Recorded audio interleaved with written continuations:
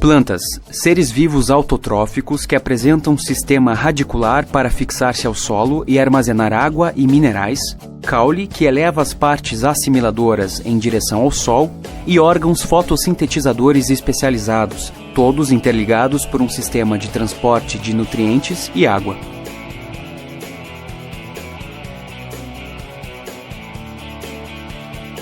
Bem, cabe salientar que entre as plantas há também os musgos, as hepáticas, as plantas parasitas, as aquáticas, as epífitas, as lianas, as rasteiras, as desérticas, as carnívoras, as samambaias, as gramíneas, as trepadeiras, os arbustos, as... Como assim? A partir de seres ancestrais, as plantas se diversificaram ao longo de um lento processo evolutivo até se estabelecerem as formas atuais. Darwin, autor da teoria da evolução, afirmou que há cerca de 140 milhões de anos ocorreu um mistério abominável. Voltemos ao início. Nos primórdios da história evolutiva, células fotossintetizantes flutuavam na superfície das águas, iluminadas pelo sol, fonte de energia abundante e inesgotável. A multiplicação das colônias de células e o esgotamento dos recursos minerais dos oceanos constituíram uma pressão seletiva que favoreceu o deslocamento da vida em direção ao litoral, há aproximadamente 650 milhões de anos. As primeiras plantas a surgirem no curso da evolução tinham porte pequeno e não possuíam folhas, raízes, tecidos condutores ou proteção contra a dessecação. Elas ocuparam, portanto, ambientes úmidos, formando extensos tapetes verdes. A evolução de características que permitiam a sobrevivência em condições de temporária falta de água possibilitou que as plantas ocupassem novos ambientes. Grande parte das florestas pantanosas do período Carbonífero, por volta de 360 milhões de anos atrás, consistia em espécies de gêneros já extintos.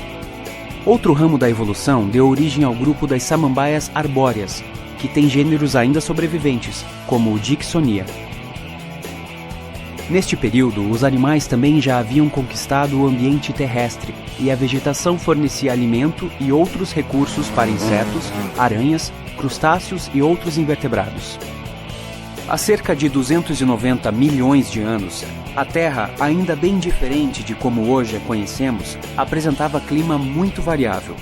Folhas como agulhas constituíram importante adaptação para as variações de temperaturas e ventos fortes. Na paisagem, a dominância deixa de ser das samambaias, passando a um grupo de plantas mais aptas a crescerem em áreas frias e secas. As inovações reprodutivas foram especialmente importantes para a conquista definitiva de ambientes mais secos. Finalmente surge na história evolutiva a semente, que confere proteção aos embriões e pode aguardar as condições favoráveis para a germinação. Então avançamos no tempo e chegamos a um mistério abominável. Há aproximadamente 140 milhões de anos, surge na Terra um grupo de vegetais que contém flores e frutos.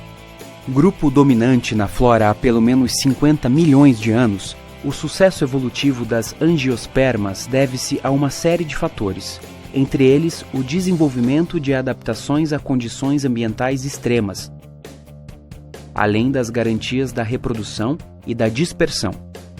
Dos requisitos essenciais para a sobrevivência das plantas, a obtenção e manutenção da água foram a primeira grande pressão evolutiva para as plantas terrestres. Mas ao longo da evolução, outras forças seletivas surgiram, proporcionando o estabelecimento da enorme diversidade de plantas que conhecemos. As plantas, portanto, são muito mais do que seres vivos autotróficos que apresentam um sistema radicular para fixar-se ao solo e armazenar água e minerais, caule, que eleva as partes assimiladoras em direção ao sol, e órgãos fotossintetizadores especializados, todos interligados por um sistema de transporte de nutrientes e água.